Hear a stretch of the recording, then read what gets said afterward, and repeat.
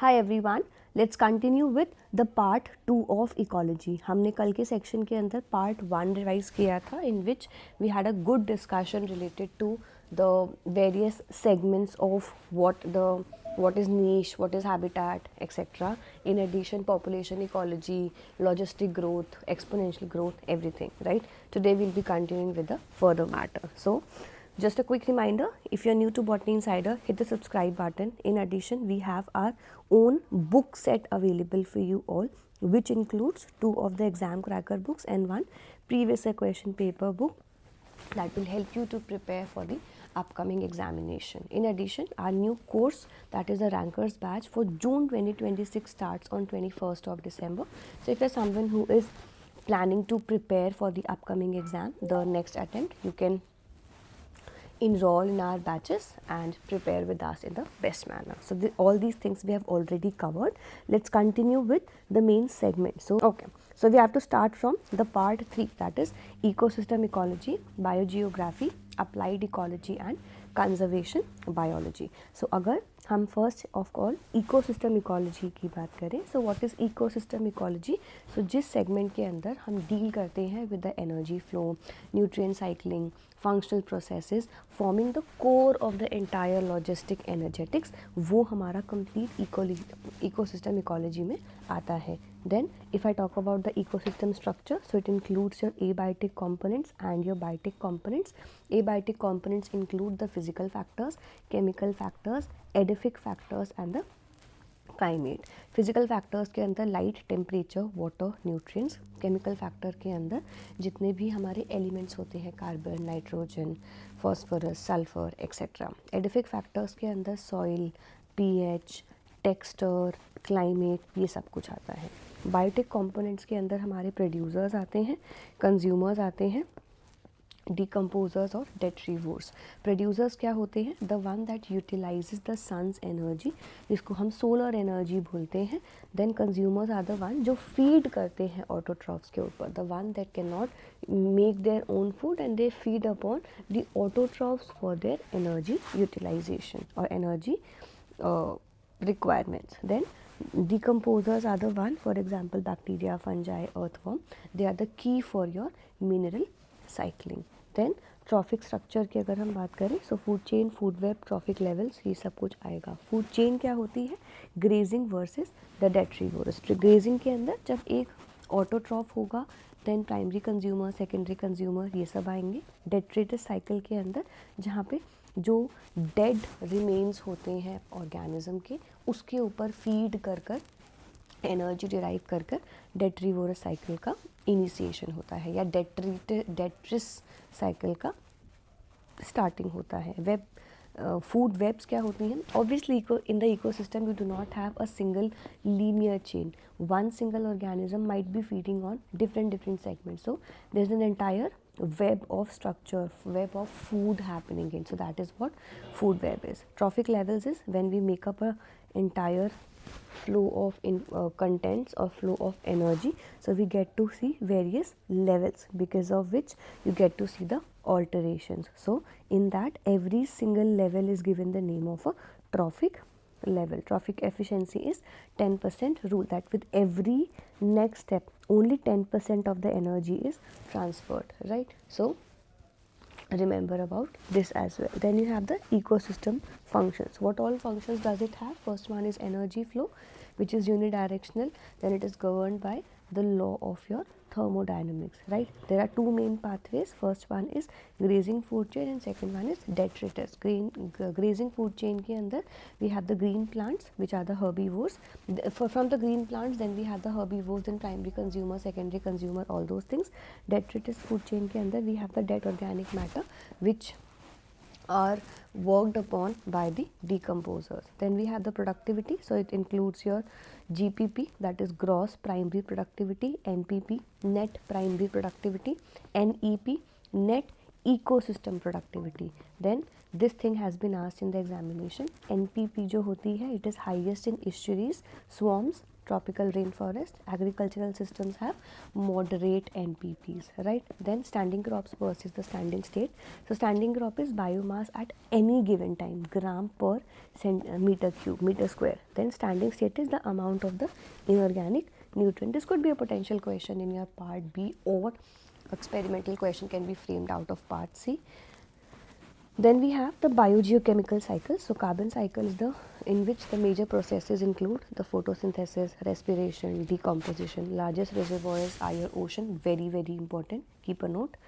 Fossil fuel burning, deforestation, increase atmospheric of carbon dioxide, because of which, like, this is how the entire cycle operates in. Biological pumps, phytoplanktons fix the carbon which gets stored or like accumulated in the form of sediments. Then we have nitrogen cycle. So you have nitrogen fixation, nitrification, assimilation, ammonification, denitrification. Nitrogen fixation means when you have the atmospheric nitrogen converting into its utilizable form, right? So which bacteria helps it? So you have rhizobium, azotobacter, etc. Abiotic factors like lightning helps in.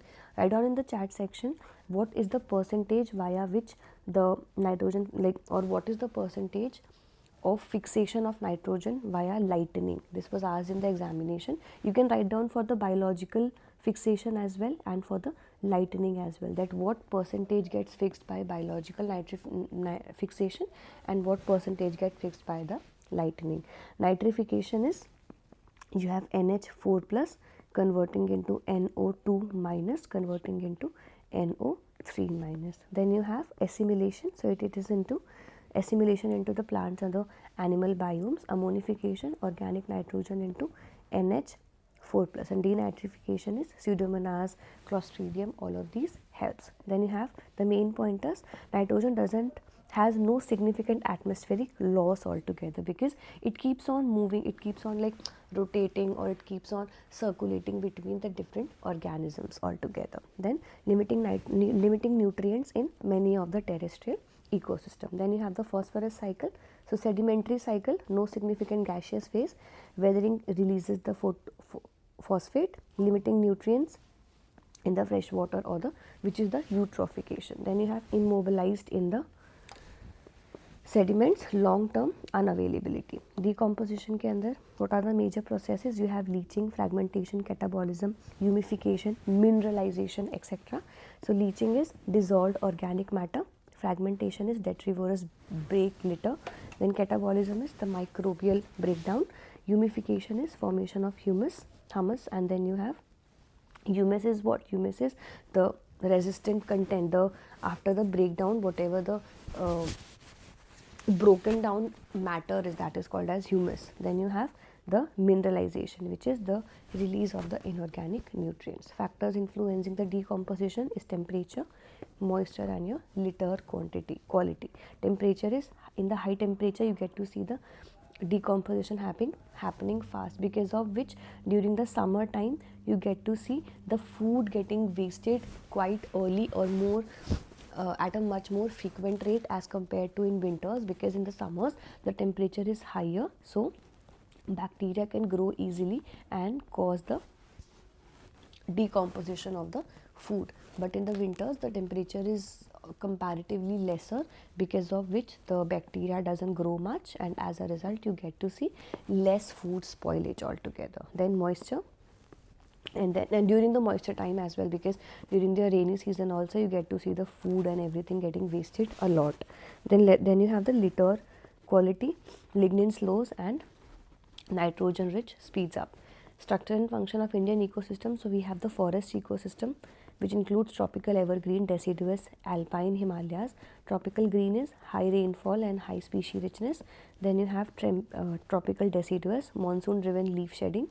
Alpine or Himalayan, short growing season, adaptation to the cold area. Grasslands, they are dominated by the grasses, maintained by the fire and herbivores. Indian types, Himalayan meadows, semi-arid grasslands, shola grasslands, etc. Aquatic, Ecosystem includes freshwater, marine and estuaries. Freshwater includes your letic and lotic. This has been asked in the examination. Zonation is littoral, then lemmitic, and then you have profoundal. Stratification is ellipnon, thermocene, and you have hypoliminin. So these are new terms which you can recall and keep a note, might be asked in the examination this time. Marine, zonation and coral reef. Zonation is intertidal, heretic, plagic and your aberrizal. Coral reef, high NPP and low nutrient waters. Estuarine, salinity gradient, turbid waters and extremely high productivity is there in estuaries. Write down in the chat section what is the meaning of estuaries, like which particular place do we define as estuaries. Then biogeography. So biogeography includes your tundra. Major terrestrial biomes include, and they are defined with the help of the climate, precipitation, temperature, dominant vegetation, etc.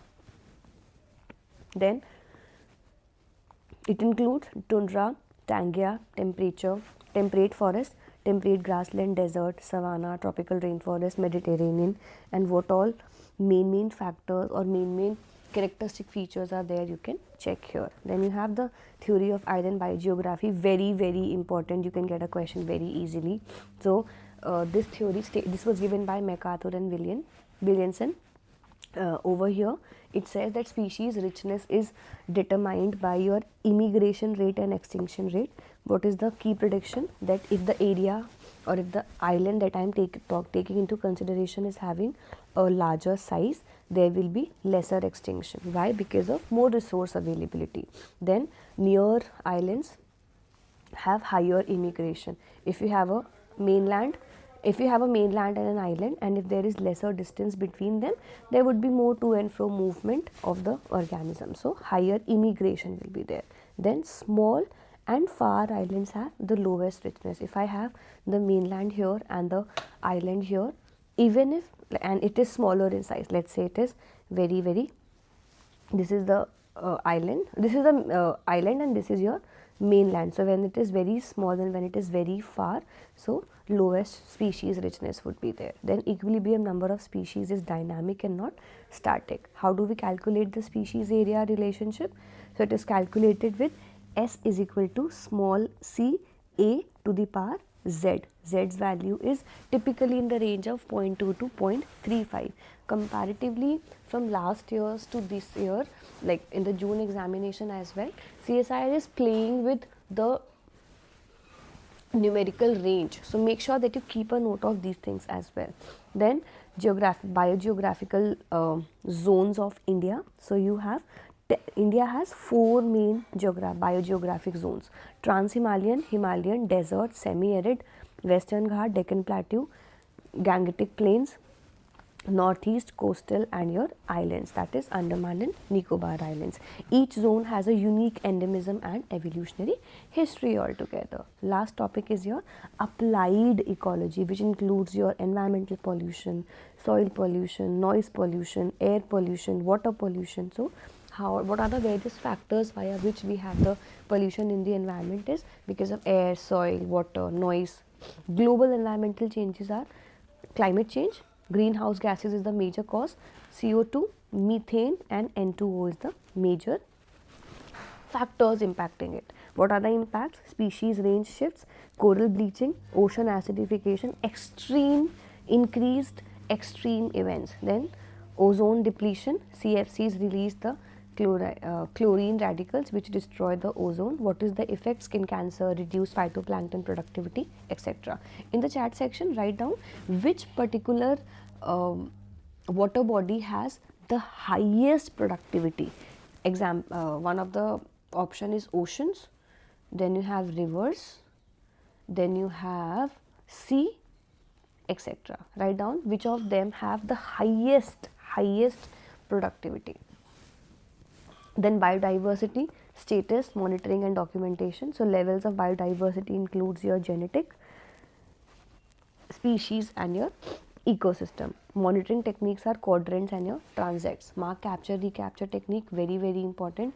Remote sensing and eDNA and meta barcoding. Then you have documentation, so which includes your IUCN Red List, Biodiversity Heritage Site, Botanical Survey of India and Zoological Survey of India. So these are the various documentation list which will help in, which helped in or which helps in the biodiversity documentation. Then drivers of your biodiversity loss, or what are the various factors via which we get to see the biodiversity loss happening in: habitat destruction, invasive species, pollution, population growth and over exploitation. In addition, climate change, disease and fragmentation is also therein. So habitat destruction, invasive species, population growth and exploitation are the major things. All these things get asked in your part B segment as well. So make sure that you are remembering all the factual parts as well, and easily, very easily you can get statement type questions in part C also. Then biodiversity management approaches: in situ conservation, ex situ conservation and community based conservation. So in situ is when we are protecting the area within the natural habitat of the individual, of the organism. Ex situ is when we take up the organism to an external area where it is taken into protection.